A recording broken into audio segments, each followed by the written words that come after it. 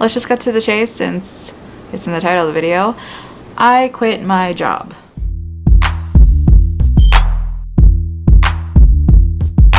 Hi friends, it's Bettina. Long time no see. Sorry.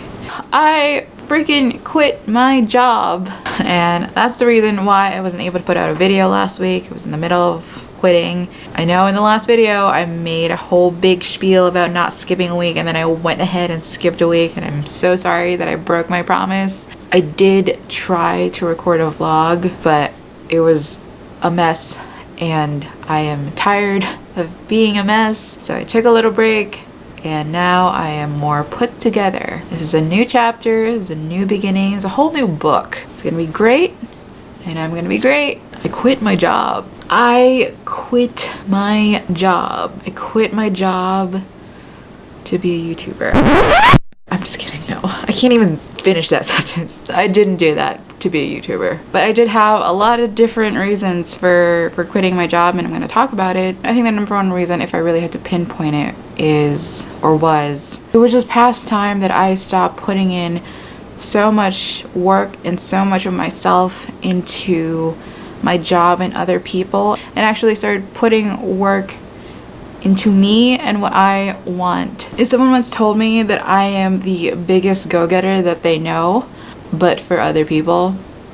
I'm not necessarily mad at that. I think they're actually correct. I always want to help people as much as I can, but how many times have you heard people say you can't help others if you can't help yourself?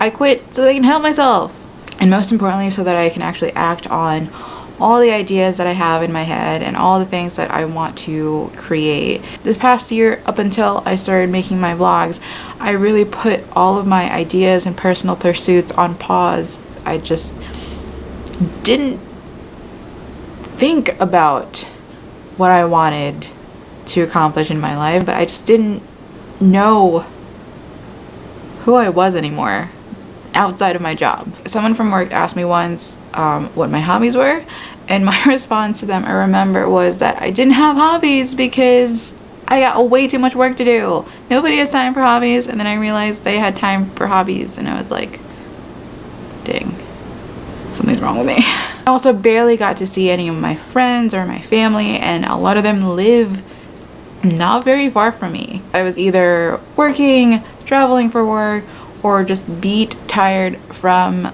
working. And you kind of got a glimpse of that in my first vlog. Like, I live a very average Joe life. I wake up in the morning, get ready for work there for 8 hours, more than 8 hours. Come home, have dinner, watch TV,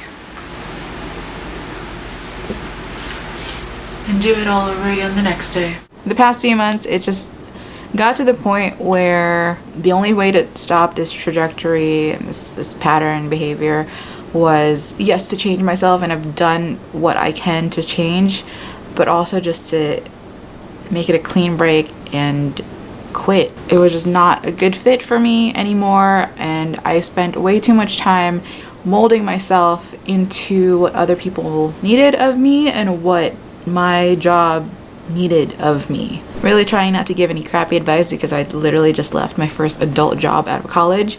So anything that I will say will probably be super basic.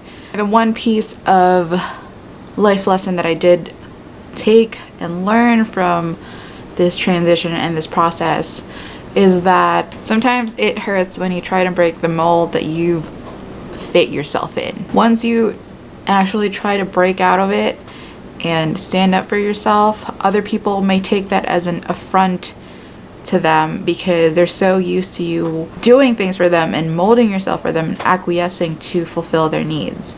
However, no matter how hard it is, standing up for yourself, doing things for yourself, and thinking about yourself and your priorities will just make you a better and stronger person. It's like what they say, no pain, no gain. Let's see how many cliched one-line advice I can put into this video. No pain, no gain. Can't help others if you can't help yourself. Of course, I still gotta pay the bills, and so I am getting another job, but this time I will not act like I am here to support a job. My job is here to support me. And I don't just mean financially, I also mean me and what I want to accomplish, what I want to learn, and how I want to grow for the next things in my life. I know I'm in a very privileged position that I can do this, and I don't have to work a job I don't necessarily like. But if you think about it, if I took a job in a fast food restaurant, which there's nothing wrong with that, I'll be taking that job so that I can pay my bills and support me. I'm not trying to be the best fry cook out there, although good for you if you're trying to do that. It seems like as you go higher up and have a more elite job, you put in so much more of yourself that you forget that at the end of the day, this job is here to support you. Anyway, that's just a tangential rant. Also slightly tangentially, I found a book a couple weeks ago that had a quote from Ben Franklin. I think this is what really solidified to me that I'm making the right decision. He said, "Those who sacrifice liberty for security deserve neither."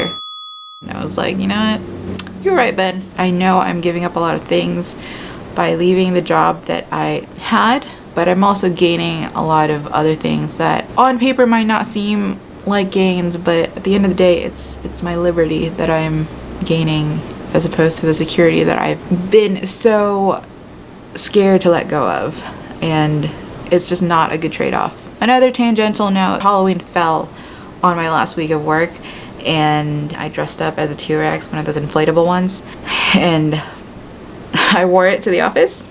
So on my last day of work, which is only 2 days after I did that, I signed off with a photo of me in the T-Rex suit and said, "Be bold, be brave, and if you can, be a dinosaur." Of all the advice that I gave today, that is the number one advice that I will leave with you. Wherever you are in life, whether that's quitting a job, starting a new job, starting a new relationship, trying a new food that you would never try before, be bold, be brave, and if you can, be a dinosaur.